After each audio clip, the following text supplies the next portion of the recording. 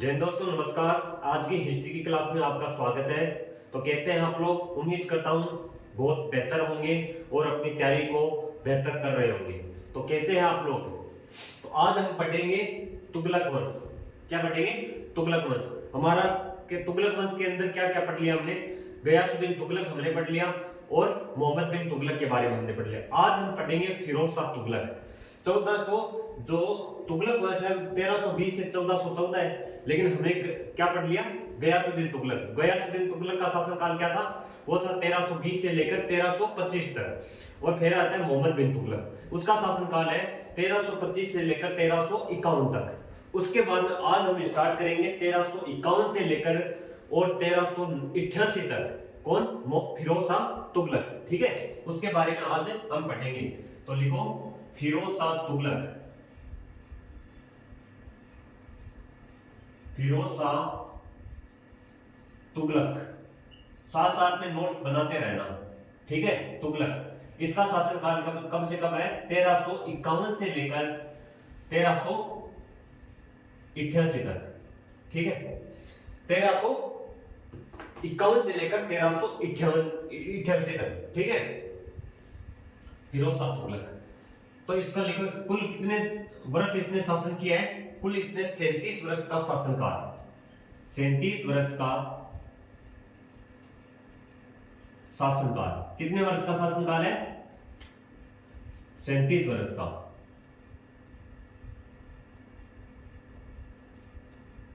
37 वर्ष का शासनकाल। मैंने 37 वर्ष का शासनकाल इसलिए लिखा है क्योंकि दिल्ली सल्तनत का दूसरा सबसे बड़ा शासनकाल अगर शासन किए तो वो क्या है? फिरोज शाह तुगलक ने। आप पढ़ो के आगे आने वाले लोधी वंश के अंदर जो इब्राहिम लोधी है, दिल्ली सल्तनत है, जो इब्राहिम लोधी वो भी दिल्ली सल्तनत के अंदर आता है। क्योंकि दिल्ली सल्तनत हमारी कब से कब स्टार्ट होती है? 1205 से लेकर 1526 तक। ठीक है, दिल्ली सल्तनत है। तो दिल्ली सल्तनत का दूसरा सबसे बड़ा शासनकाल इसलिए है क्योंकि इसके बाद में जो इब्राहिम लोधी आएगा वो भी इसके 100 साल बाद में 1451 से लेकर 1489 तक शासन करेगा मात्र, यानी उसने वो शासन करेगा 38 साल। तो उसका शासनकाल है सबसे बड़ा शासनकाल। दिल्ली सल्तनत का सबसे बड़ा शासनकाल किसका है? वो है इब्राहिम लोधी का। ठीक है, तो हम यहां पर लिख सकते हैं दिल्ली सल्तनत का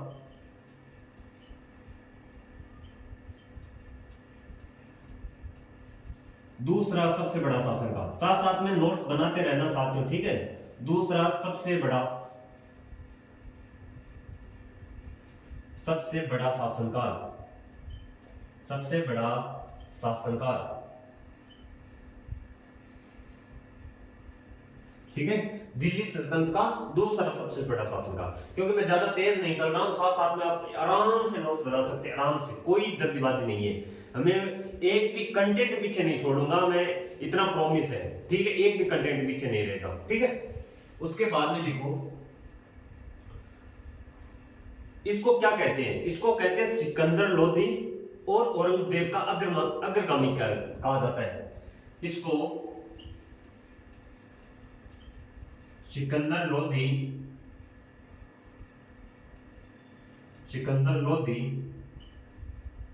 और औरंगजेब का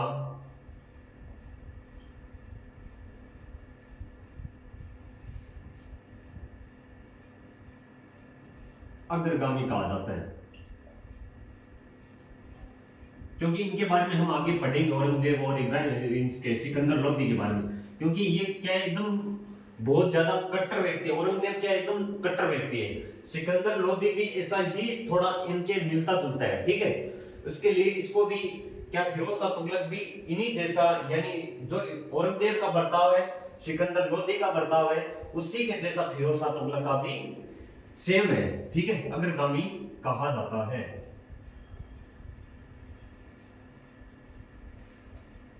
ठीक है, इसको सिकंदर लोधी और औरंगजेब का अग्रगामी कहा जाता है। ठीक है, साथ साथ में उतार को एकदम धीरे धीरे चलूंगा, कोई जल्दबाजी नहीं है, एकदम समझते हुए और पीछे कोई भी कंटेंट न छोड़ते हुए पूरा, यानी पूरे कंटेंट के साथ हमें तुगलक वंश को पढ़ना है। उसके बाद में हम कल पढ़ेंगे सैयद वंश। ठीक है, 2 सेकंड रुकना, लाइट चली गई है। ठीक है।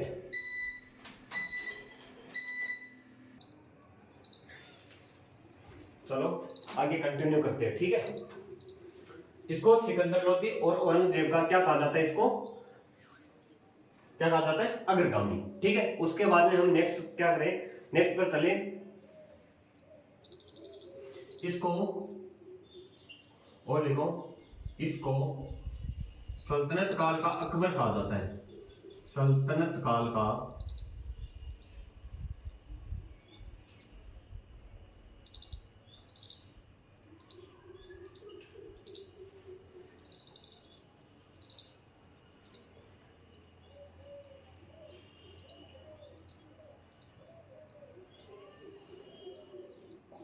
ये किसने कहा था कि इसको फिरोज शाह तुगलक को सल्तनत काल का अकबर किसने कहा, किसके अनुसार, किसने बताया कि इसको सल्तनत काल का अकबर कहते हैं, किसने कहा था, यह कहा था इलियट, किसने, इलियट के अनुसार, लिख लो, इलियट के अनुसार, इलियट के अनुसार, ठीक है, किसके अनुसार, इलियट के अनुसार, इलियट के अनुसार इसको क्या कहा जाता है, फिरोज शाह तुगलक को दिल्ली सल्तनत का या सल्तनत काल का इसको अकबर कहा जाता है, ठीक है।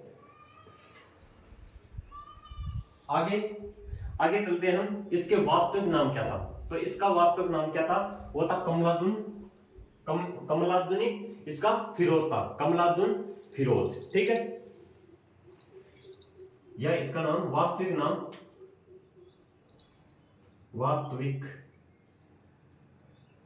नाम क्या है इसका, कमालुद्दीन फिरोज या कमलादुन फिरोज या कमालुद्दीन फिरोज, लिख लो, कमालुद्दीन, कमालुद्दीन फिरोज, कमालुद्दीन फिरोज, इसका क्या है, वास्तविक नाम है, कमालुद्दीन फिरोज, इसका क्या है, वास्तविक नाम है, कमालुद्दीन फिरोज, ठीक है। इसका 2 बार राज्याभिषेक हुआ था, एक तो हुआ जब मोहम्मद बिन तुगलक की ठट्टा के अंदर मृत्यु होगी, एक इसका हुआ था आगरा के अंदर, एक हुआ इसका कहां पर, ठट्टा के अंदर 1351 के अंदर, वो दोनों 1351 के अंदर है, लेकिन थोड़ा थोड़ा अंतर है, ठीक है। 1351 के अंदर इसके 2 बार राज्याभिषेक, एक बार हुआ था, इसके 2 बार राज्याभिषेक हुआ, इसका 2 बार राज्याभिषेक,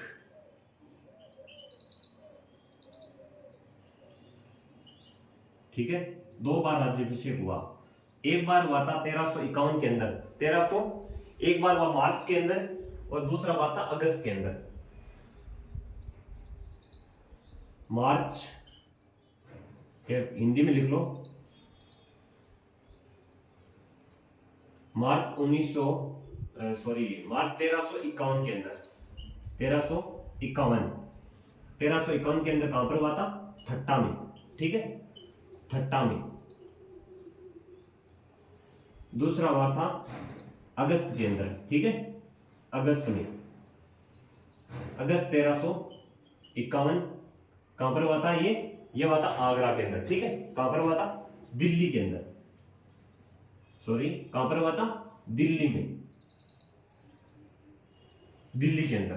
पहला हुआ मार्च 1351 ठट्टा के अंदर, दूसरा हुआ अगस्त 1351 दिल्ली के अंदर, ठीक है। इसका 2 बार राज्याभिषेक हुआ, कितनी बार हुआ था राज्याभिषेक, इसका 2 बार राज्याभिषेक हुआ था, ठीक है। आगे चलो,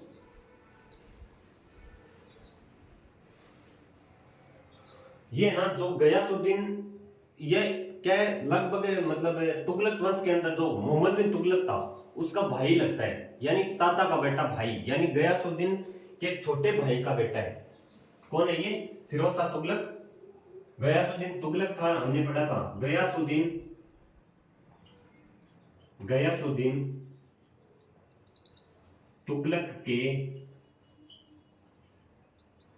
छोटे भाई का बेटा,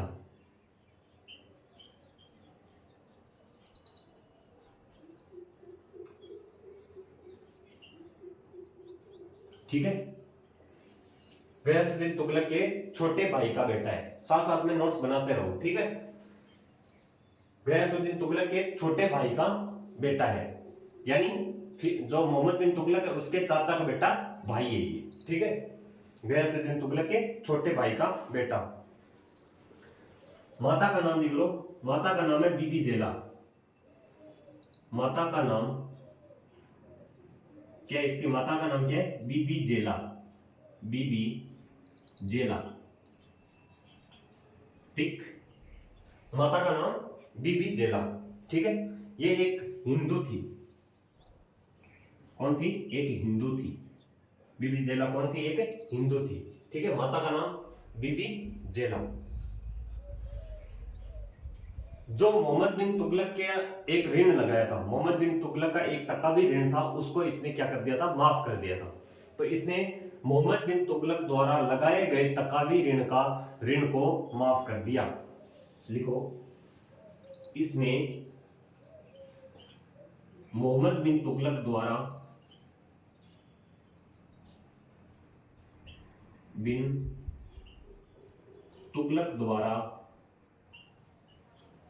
लगाए गए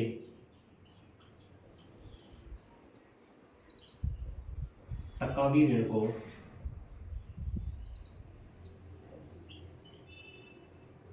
को माफ कर दिया। ठीक है, किसने कर दिया? फिरोज शाह तुगलक ने। इसने मोहम्मद बिन तुगलक द्वारा लगाए गए तकावी ऋण को माफ कर दिया। ठीक है, माता का नाम क्या था? बीबी जेला। उसके बाद में एक बार लिख लेते, साथ साथ में नोट्स बनाते रहो, फिर एक बार हम रिवीजन करके उसके बाद में नेक्स्ट पर चलेंगे। ठीक है, इसने तकावी ऋण को माफ कर दिया। किसको माफ कर दिया? किसके द्वारा लगाया गया था? वो लगाया गया था मोहम्मद बिन तुगलक द्वारा तकावी ऋण। इसको क्या कर दिया? फिरोज शाह तुगलक ने माफ कर दिया। ठीक है, नेक्स्ट चले, साथ साथ में नोट्स बनाते रहना। ठीक है, इसने सल्तनत काल के 24 ऋण को कितने 24 कर को माफ किया था। इसने सल्तनत काल की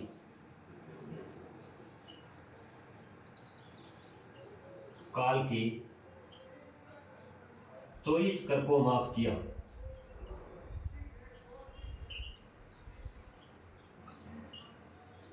लेकिन इसने इतने भयंकर कर लगाए, फिर देखना 4 कर, इतने कर भयंकर कर है कि ये 24 कर उनके सामने कुछ भी नहीं है। ठीक है, इसने सल्तनत काल के 24 कर को माफ कर दिया, क्योंकि एक था यानी जजिया कर। उसने जजिया कर को इसने क्या, फिरोज शाह तुगलक ने ब्राह्मणों पर भी शुरू कर दिया। वो क्या इतना भयंकर नहीं है क्या? कौन सा? जजिया कर। उसने ब्राह्मणों पर, विधवा पर, सब पर लागू कर दिया, यानी सभी पर। इतना आपने लिख लिया, उसके बाद में हम नेक्स्ट पर चलेंगे। एक बार इनका क्या कर लेते हैं, रिवीजन कर लेते हैं, उसके बाद में हम नेक्स्ट क्वेश्चन पर चलेंगे। ठीक है, नेक्स्ट क्वेश्चन पर क्या, नेक्स्ट टॉपिक पर।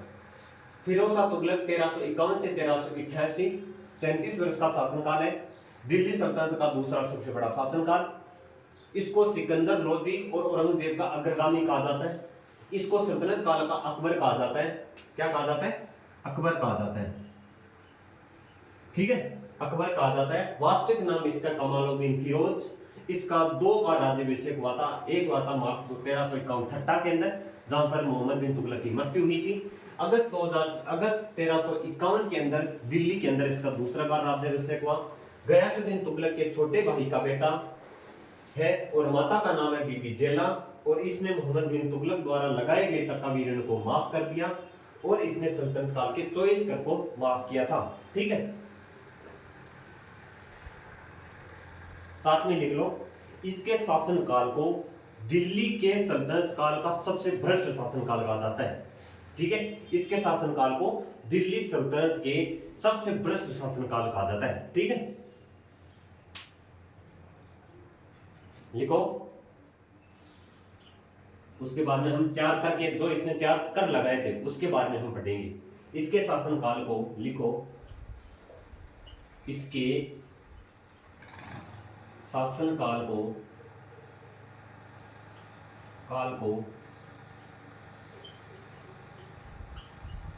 दिल्ली सल्तनत काल का सबसे भ्रष्ट शासनकाल कहा जाता है। सबसे भ्रष्ट शासनकाल कहा जाता है। भ्रष्ट शासनकाल कहा जाता है। ठीक है, भ्रष्ट शासनकाल कहा जाता है। ठीक है, इतना लिख लो।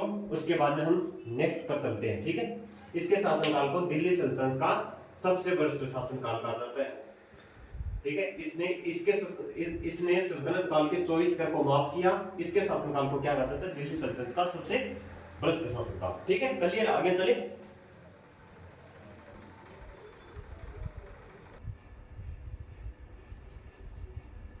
अब आगे पढ़ते हैं हम इसके बारे में। इसने कितने कर लगाए थे? मैंने बताया था 4 कर लगाए थे। कितने कर? 4 कर। इसने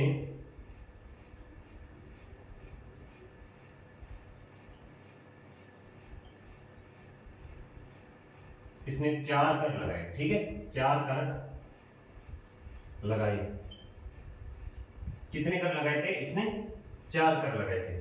ठीक है, पहला कर कौन सा है? वो है खराज कर। ठीक है, खराज कर। कौन सा? खराज कर।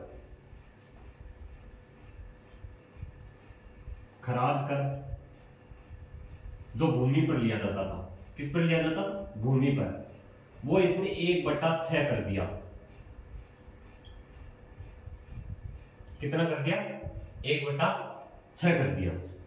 जो खराज करता, जो भूमि पर लिया जाता था, वो उसने 1/6 किया। ठीक है, दूसरा कर कौन सा है? वो है जजिया कर। कौन सा? जजिया कर। इसने जजिया कर पहले से ही चालू था, जजिया कर, लेकिन इसने क्या कर दिया? जजिया कर को ब्राह्मणों पर और शुरू कर दिया। यानी जो ब्राह्मण से पहले तो ब्राह्मण और विधवा से नहीं लिया जाता था, लेकिन उसने बाद में क्या? ब्राह्मणों से भी लेना इसने शुरू कर दिया। ठीक है, ब्राह्मणों पर भी लगाया गया। इसने ब्राह्मणों से भी लेना शुरू कर दिया। ठीक है, इसने ब्राह्मणों से भी लेना शुरू कर दिया। तीसरा कौन सा है? वो इसका कर कौन सा है? वो है खुम्मस कर। कौन सा? खुम्मस कर।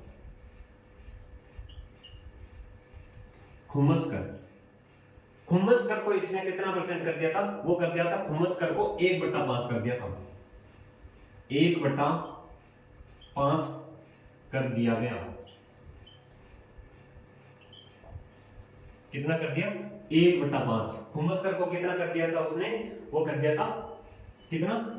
5, यानी 1/5 कर दिया था। कितना कर दिया था? 1/5। अब है एक है ज़कात कर, जो मुसलमानों से लिया जाता। ज़कात कर ये किस पर लगाया जाता था? मुसलमानों पर। ठीक है,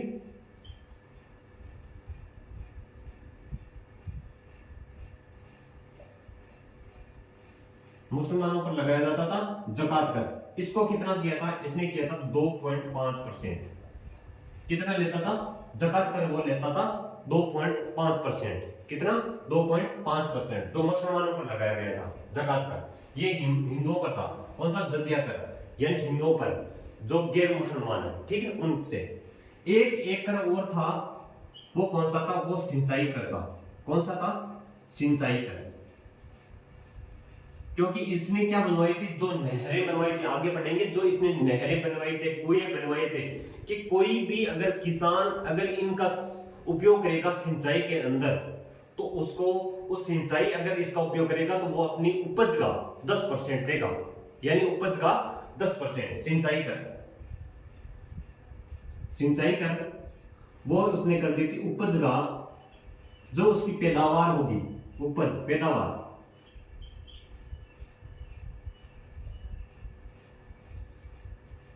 10%।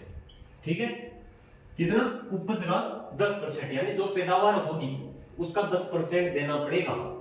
यह था सिंचाई कर। मेन तो इसने 4 कर लगाए थे और एक तो कर यानी पीछे से चला आ रहा था जजिया कर। ठीक है, लेकिन ये क्या है? मोस्ट इंपोर्टेंट है। खराज कर उसने कितना कर दिया था? 1/6 कर दिया था। जजिया कर ब्राह्मणों पर भी लगाना इसने शुरू कर दिया। खुम्मस कर 1/5 कर दिया था। ज़कात कर मुसलमानों से 2.5% और सिंचाई कर उपज को पैदावार का यानी पैदावार होती है उसका 10% देना पड़ेगा। ठीक है, ये था अब एक यहां पर ले लो, यानी इसने इसके निर्माण, इसने क्या क्या निर्माण करवाए थे वो पहले पढ़ लेते हैं, ठीक है। निर्माण पढ़े या इसके कोई पहले कोई निर्माण ही पढ़ लेते हैं, ठीक है। इसने 150 कुएं बनवाए थे। कितने? 150 कुएं, और 50 इसने क्या बनवाए थे? बांध बनवाए, ठीक है। यहीं पर लिख लो, इसने 5 बड़ी नहरें बनवाई, 5 बड़ी नहरें बनवाई, नहरें बनवाई। कितनी बड़ी? 5 बड़ी नहरें बनवाई। 50 तो इसने क्या बनवाए थे? बांध बनवाए, बांध बनवाए, ठीक है, बांध बनवाए। और प्लस 150 कुएं खुदवाए, ठीक है, 150 कुएं खुदवाए। कितनी? 5 बड़ी नहरें बनवाई, 50 बांध बनवाए, और 150 बड़ी जो 150 कुएं खुदवाए, ठीक है, कुएं। ये इसके निर्माण के। अगर इनका कोई व्यक्ति इसका उपयोग करेगा सिंचाई के अंदर, उसको 10% देना पड़ेगा कर। अगर इनका उपयोग करेगा कोई व्यक्ति तो उसको 10% देना पड़ेगा। ये था उसका सिंचाई कर, ठीक है। उसके बाद में हम पढ़ते हैं मोस्ट इंपोर्टेंट, इसने एकता प्रथा शुरू कर दी। क्या? एकता प्रथा। वो मैंने बताया था एकता प्रथा क्या होती थी, ठीक है। एक वंशा, इसने क्या करते थे पहले, तो मतलब कभी इसने एकता प्रथा कभी ली जाती थी, लेकिन कभी कोई शासक आया उसने बंद कर दी, यानी इसने क्या कर दी? वंशानुगत कर दी, ठीक है। इसने एकता प्रथा को वंशानुगत कर दी, वंशानुगत कर दी, यानी अब हर वंशानुगत नहीं है, हर बार इसको एकता प्रथा शुरू कर दी, यानी भूमि का टुकड़ा देना, वही तो होता है एकता प्रथा। यानी कि जो सैनिक कहते हैं सैनिकों को क्या देना? भूमि का टुकड़ा देना। एकता प्रथा क्या होती है? भूमि का टुकड़ा देना, ठीक है। एकता प्रथा का मतलब क्या होता है? वो होता है भूमि का टुकड़ा देना, भूमि का एक टुकड़ा देना, ठीक है। सैनिकों को पूरा लिखो, भूमि का टुकड़ा देना। किसको देना? सैनिकों को, ठीक है, कि वह अपने परिवार का लालन पालन कर सके, यानी उपज कर सके, पैदावार कर सके, और अपने परिवार का लालन पालन कर सके, यानी पेट भर सके, ठीक है। इसने एकता प्रथा को वंशानुगत कर दी। आगे बढ़ो।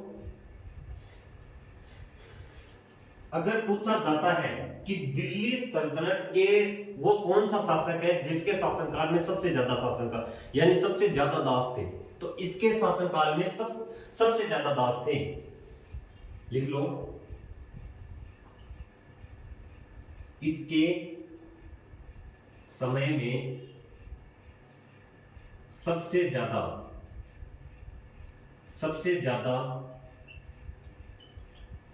दास थे, दास थे, ठीक है। इसके समय में सबसे ज्यादा दास थे। तो एक बार इनका रिवीजन करो, फिर हम चलेंगे आगे, ठीक है। फिरोज शाह तुगलक के बारे में, ठीक है। इसने 4 कर लगाए थे, कौन सा? खराज कर, जजिया कर, खुम्मस कर, ज़कात कर और सिंचाई कर।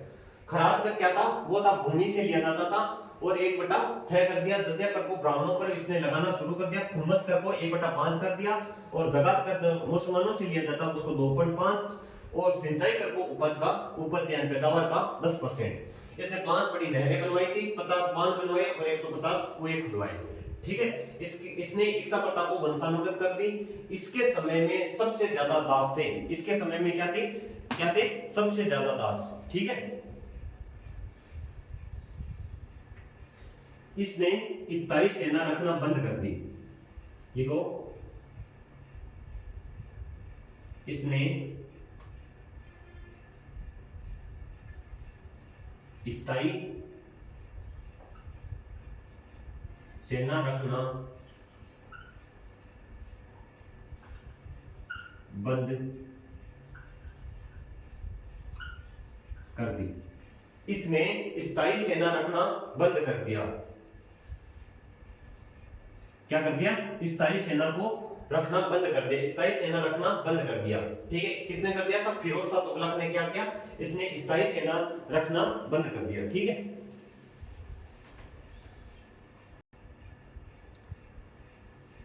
आगे लिखो। आगे इसने रोजगार के लिए दफ्तर खुलवाए। इसने रोजगार के लिए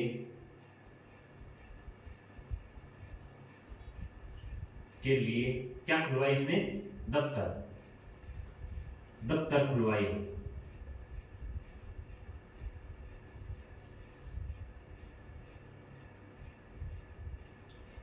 इसने रोजगार के लिए दफ्तर खुलवाए। ठीक है, अब हम पढ़ेंगे इसने कुछ विभाग बनाए थे, यानी दासों के लिए उसने क्या बनवाया था? दासों के लिए दीवान ए बंदरगाह बनवाया था। किसके लिए? दासों के लिए। और दासों की भर्ती करने के लिए इसने क्या बनवाया था? दीवाने बंदगान बनवाया था। और दान देने के लिए उसने बनवाया था दीवाने खिरात। दान के लिए जो किसको दान दिया जाता था? जो मुस्लिम लड़कियां हैं, मुस्लिम लड़कियां और विधवाओं को इसने क्या चालू किया था? उनको दान देना शुरू किया था। उसके लिए उनको जो दान दिया जाता था उसको क्या कहा जाता? दीवाने खिरात। ठीक है, तो लिखो इसके कुछ विभाग हैं। ठीक है, दासों के लिए लिखो, दासों के लिए क्या बनवाया था? दासों के लिए दीवान ए बंदरगाह बनवाया। दीवान ए बंदरगाह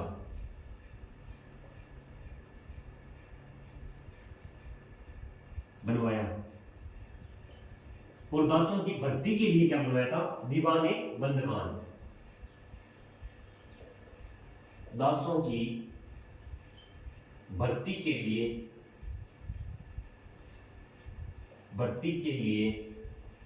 क्या बनवाया था? दीवान ए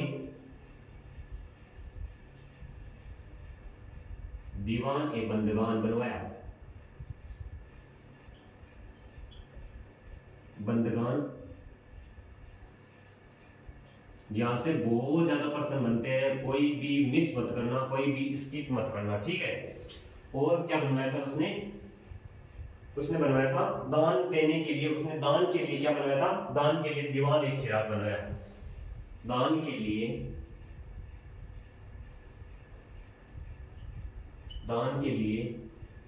दीवान ए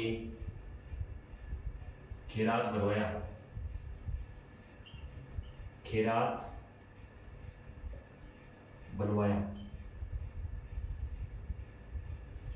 ये दीवान ए खिरात किसको दिया जाता था? यह दिया जाता था मुस्लिम जो लड़कियां हैं और विधवाओं के लिए बनवाया था। किसके लिए? दीवान ए खिरात किसके लिए? तो यहां पर पोस्टर में लिख लेना, मुस्लिम लड़कियों के लिए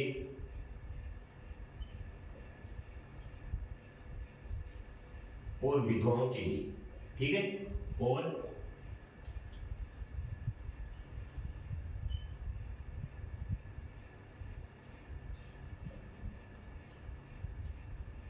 ठीक है, क्लियर है? किसके लिए बनवाया था? मुस्लिम लड़कियों और विधवाओं के लिए इसने क्या बनवाया था? दीवान ए खिरात।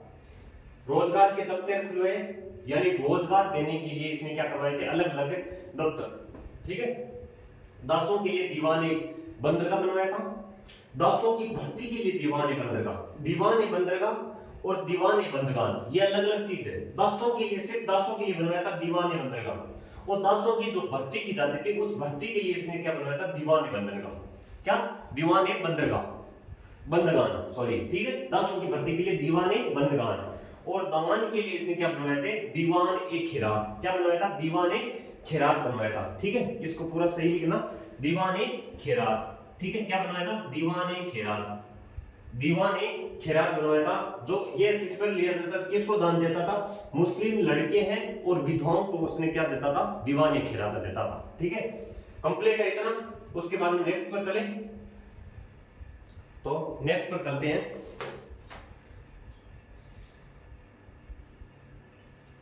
अब नेक्स्ट चलो, नेक्स्ट है हमारा, इसने क्या किया, एक बनाया था दारुल दारुल दारुल उल सफा की स्थापना की। क्या बनाया था इसने? दारुल उल सफा।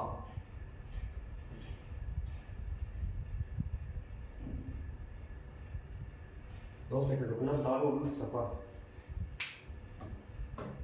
इसने क्या बनाया था? दारुल उल सफा की स्थापना की। किसकी स्थापना की? दारुल उल सफा की स्थापना की। दारुल उल सफा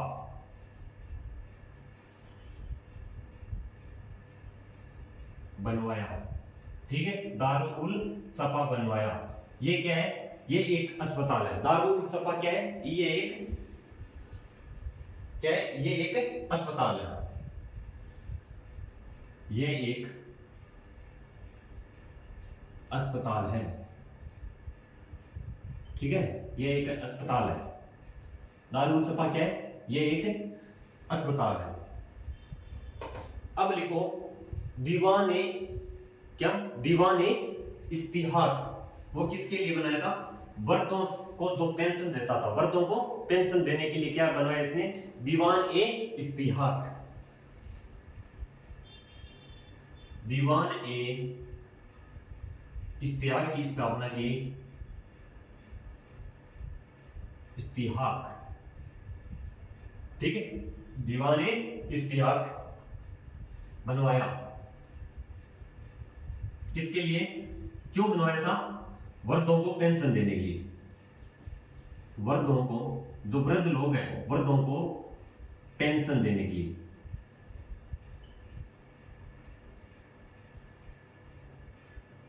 वर्दों को पेंशन देने के लिए क्या बनवाया? दीवाने इस्तिहाक। ठीक है, दीवाने इस्तिहाक बनवाया वर्दों को पेंशन देने के लिए। ठीक है, आगे लिखो दीवाने रिसालत बनवाया। इसने क्या बनवाया था? दीवाने रिसालत। क्यों बनवाया था? लोक शिकायत के लिए इसने क्या बनवाया था? दीवान ए रिसालत। दीवान ए रिसालत।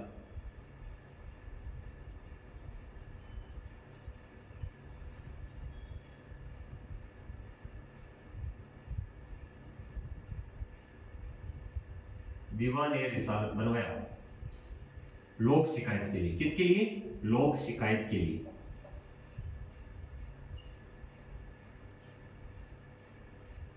शिकायत मैंने गलत लिख दी। क्या? लोक शिकायत के लिए। क्या बनवाया? दीवान ए रिसालत की स्थापना की। किसके लिए? लोक शिकायत के लिए इसने क्या बनवाई? वो दीवान ए रिसालत। अब आता है अपना दीवान ए गुस्त खराज। दीवान ए गुस्त खराज। दीवान ए, लिखो आगे, दीवान ए गुस्त खराज बनवाया। क्या बनवाया? दीवान ए गुस्त खराज। पूरा लिखना, दीवान ए गुस्त खराज बनवाया था। दीवान ए गुस्त खराज बनवाया। ठीक है, ये किसके लिए बनाया था? लगान को वसूलने के लिए। किसके लिए? लगान, जो लगान लेता था उस लगान को वसूलने के लिए। लगान को वसूलने के लिए।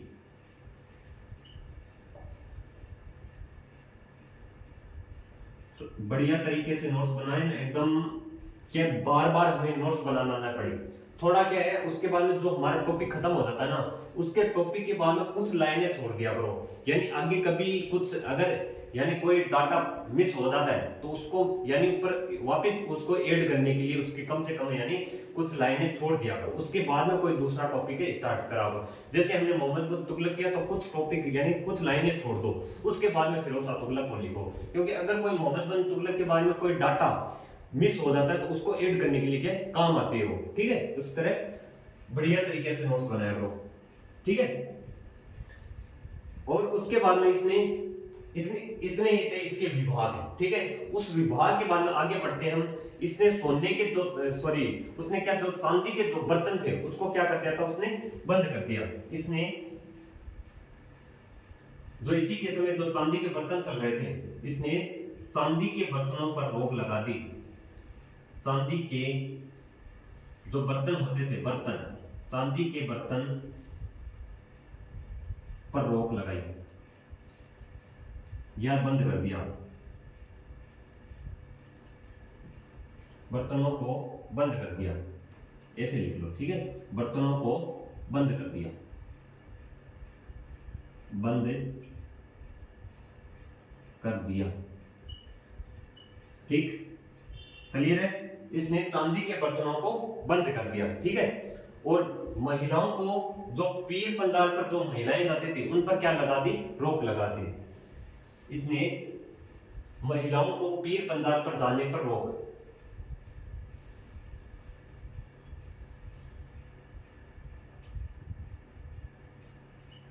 महिलाओं को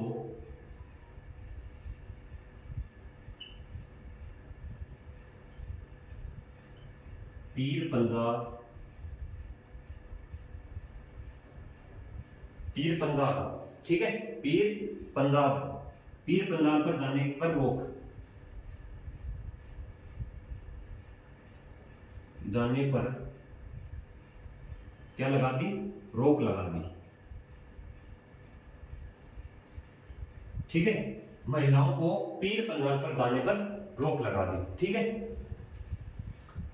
अब एक इसके बारे में लाइन है, इसको कहा जाता है भारत पर नहरों का निर्माण कर, यानी नहरों का जाल बनाने वाला, ठीक है। वो यानी इंपॉर्टेंट तो नहीं है, लेकिन इसने क्या बनवाई थी, यानी कई कई कई नहरें बनवाई और कई कुएं बनवाई, कोई कुछ तालाब बनवाए और कुछ इसने क्या क्या बनवाए थे, कुएं खुदवाए थे और नहरें बनवाई, और इसने क्या बनवाए थे, और क्या क्या बनवाए थे वो हमने पढ़े थे, उसने बांध बनवाए थे, ठीक है। इसलिए इसको क्या कहते हैं, इसको कहते हैं नहरों का सबसे बड़ा जाल बनाने वाला, ठीक है। वो इतना इंपॉर्टेंट तो नहीं है, लेकिन लिखना चाहो तो लिख लेना, क्या है, भारत में इसको इसको भारत में नहरों का निर्माण, नहरों का क्या क्या कहते हैं, नहरों का, यानी नहरों का सबसे बड़ा, नहरों का सबसे बड़ा, सबसे बड़ा जाल बनाने वाला, जाल बनाने वाला, क्या कहते हैं इसको, सबसे बड़ा जाल बनाने के लिए, इसको भारत में नहरों का सबसे बड़ा जाल बनाने के लिए जाना जाता है।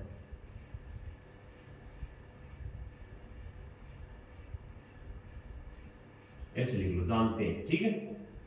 इसको भारत में नहरों का सबसे बड़ा जाल बनाने के लिए जानते हैं, किसको, फिरोज तुगलक को। अब इसके आते हैं हम, जो नगर बसाए थे, इसने कितने नगर बसाए थे वो यहां पर लिख लो, ठीक है। नगर, नगर बसाए, इसने कौन कौन से नगर बसाए थे, एक तो क्या बसाया था, फिरोजाबाद, ठीक है। इसने क्या किया, एक तो फिरोजाबाद, दूसरा है फतेहाबाद, कौन सा, फतेहाबाद, फिरोजाबाद, जो कि एक जुना खां के लिए एक जौनपुर बसाया था, जौनपुर किसके याद में, जुना खां, यानी जुना खां कौन था, वो था हमारा मोहम्मद बिन तुगलक की याद में जौनपुर बसाया।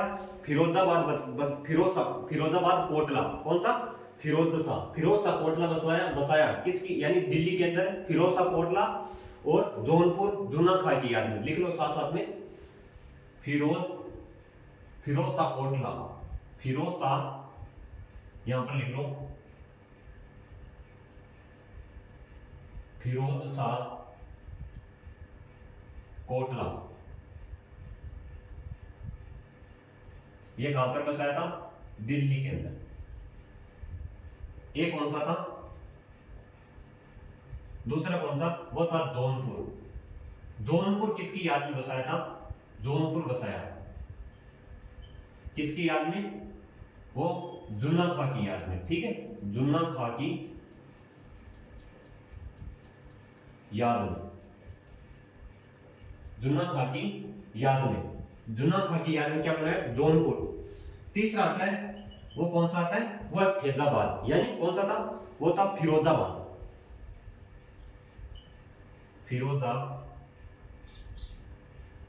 कौन सा है, फिरोजाबाद, फिरोज सा कोटला, जौनपुर बसा है जुन्ना खान की याद में फिरोजाबाद। कौन सा? फिरोजाबाद। ठीक है, और एक है फतेहाबाद। कौन सा चौथा?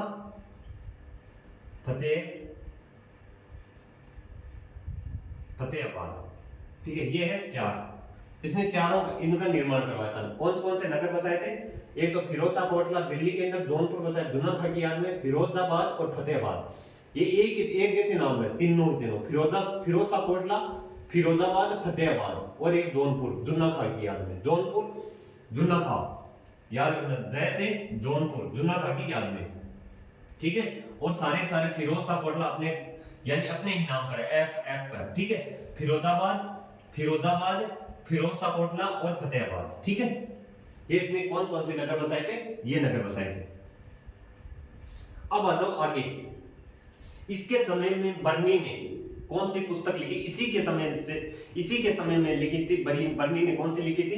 तारीख-ए-फिरोज।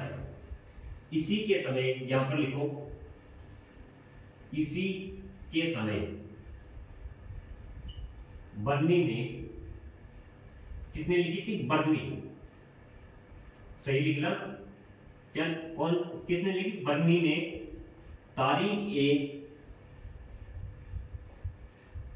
तारीख-ए-फिरोजशाही।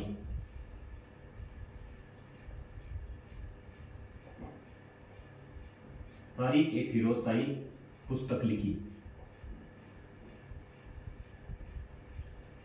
और इसकी फिरोज तुगलक की खुद की बुक का नाम बता सकते हो कोई?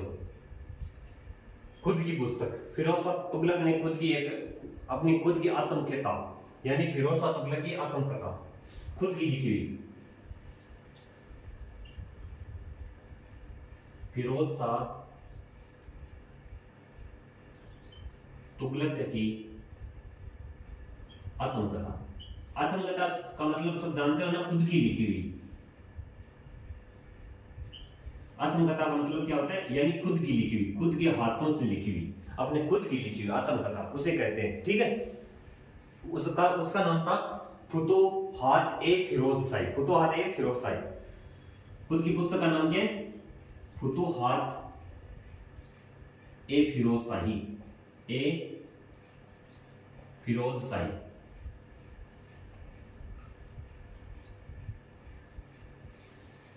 फुतुहात-ए-फिरोजशाही। ठीक है, अब आगे लिखो।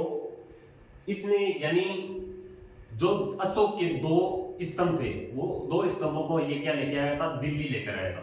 अशोक के दो स्तंभों को दिल्ली लेकर आया।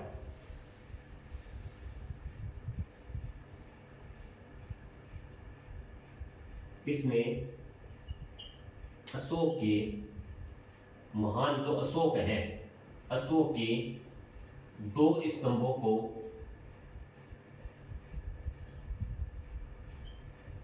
दिल्ली लेकर आया।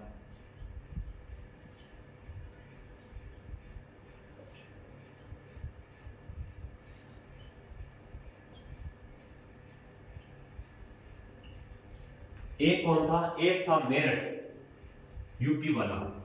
कौन सा? मेरठ यानी यूपी वाला। उसको क्या लेके आया था? दिल्ली लेकर आया था। इसने कितने स्तंभों को लेकर आया था? दो स्तंभों को, अशोक के दो स्तंभों को दिल्ली लेकर आया। एक था मेरठ का, जो मेरठ कौन सा? यूपी वाला। और एक लेकर आया टोकरा स्तंभ, जो हरियाणा था। कौन सा दूसरा था? टोकरा स्तंभ। टोकरा स्तंभ ये कहां पर पड़ता था? ये था हरियाणा के अंदर। ठीक है, ये इन दोनों स्तंभों को वो क्या लेकर आ गया था? दिल्ली लेकर आया था। तो आप सोचो कि दिल्ली स्तंभों को कैसे लेकर आया था? यानी जो हाथी होते हैं ना, हाथी, उन हाथियों के पीछे जोड़ कर लेकर आया था। ठीक है, फिर से लाइट चली गई। आज तो लाइट डिस्टर्ब कर रही है। ठीक है, थोड़ा रुको।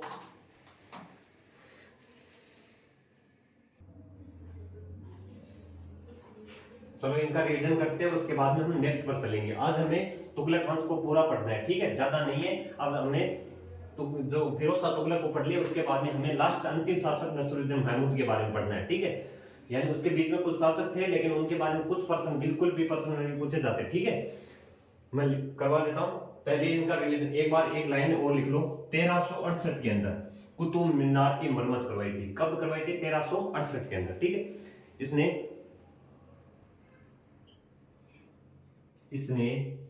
1368 में कुतुब मीनार की मरम्मत करवाई।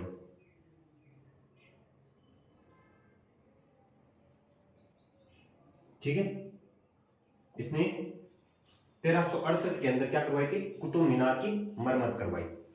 उसके बाद में एक शासक हमारा अंतिम शासक रहेगा, उनके बारे में हम पढ़ेंगे। पहले इनका रिवीजन कर लेते हैं। दारुल सफा बनवाया, एक ये क्या है? एक अस्पताल है। दीवान ए इश्तियाक बनवाया, वर्दों की पेंशन देने के लिए। दीवान ए रिसालत बनवाया, लोक शिकायत के लिए। दीवान ए गुस्तखराज बनवाया, लगान के वसूलने के लिए। इसने चांदी के बर्तनों को बंद कर दिया। महिलाओं को पीर पंजाल पर रोक लगा दी। इसको भारत में नहरों का सबसे बड़ा जाल बनाने के लिए जानते हैं। इसी के समय बरनी ने तारीख फिरोजशाही पुस्तक लिखी, और फिरोज शाह तुगलक की आत्मकथा का नाम है फुतुहात ए फिरोजशाही। क्या नाम है? फुतुहात ए फिरोजशाही। ठीक है, फुतुहात ए फिरोजशाही।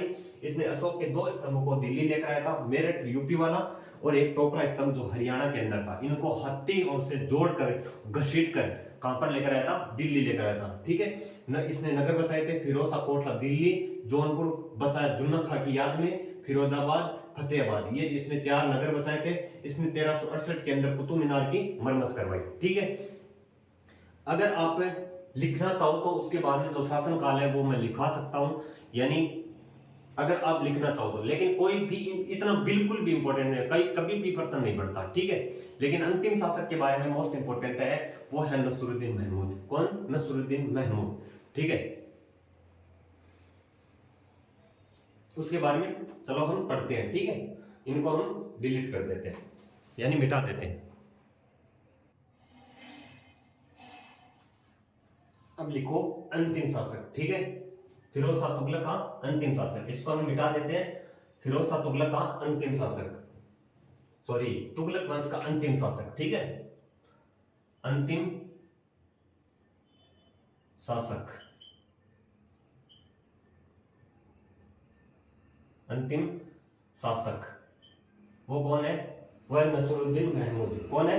नसीरुद्दीन महमूद।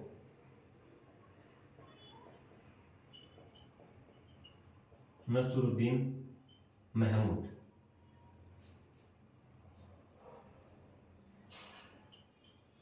ये कब से कब तक रहा था? 1395 से लेकर 1414, क्योंकि इसके बीच में जो शासक हुए थे उन्होंने नाम मात्र का शासन किया था। कितने, कभी किसी ने 1 वर्ष का किया, किसी ने 2 वर्ष का किया, किसी ने 3 वर्ष का किया, ऐसे करके उन्होंने शासन किया था। ठीक है, नसरुद्दीन महमूद के बारे में क्या इंपोर्टेंट? वो है इसी के समय तैमूर लंग ने आक्रमण किया था। कब किया था? 1398 के अंदर। कब किया था? 1398 के अंदर। इसी के समय 1398 में, कब? 1398 में तैमूर लंग का आक्रमण हुआ, आक्रमण किया। ठीक है, किसने किया था? तैमूर लंग ने। तैमूर लंग ने आक्रमण किया। इसी के समय तैमूर लंग ने आक्रमण किया, और इसी के समय जो कौन सा है? ख्वाजा जहां ने। किसने? ख्वाजा जहां ने किस वंश की? जौनपुर के अंदर सरकी वंश की स्थापना की थी। इसी के समय जौनपुर में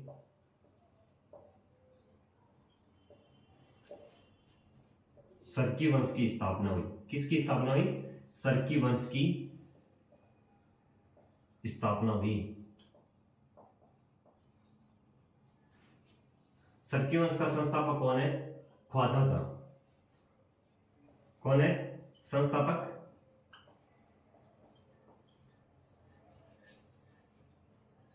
कौन है? ख्वाजा जहां।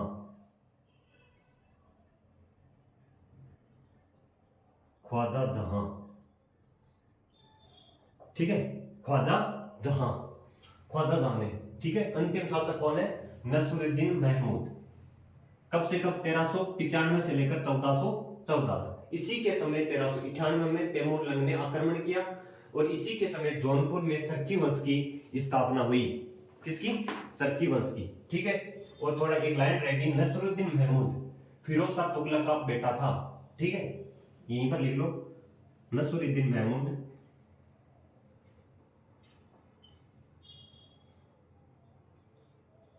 नसीरुद्दीन महमूद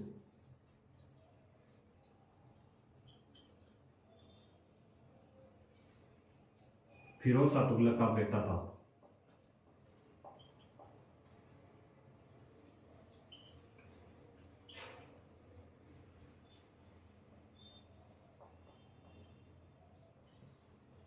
क्लियर है? यहां होती है हमारी तुगलक वंश की क्लास खत्म।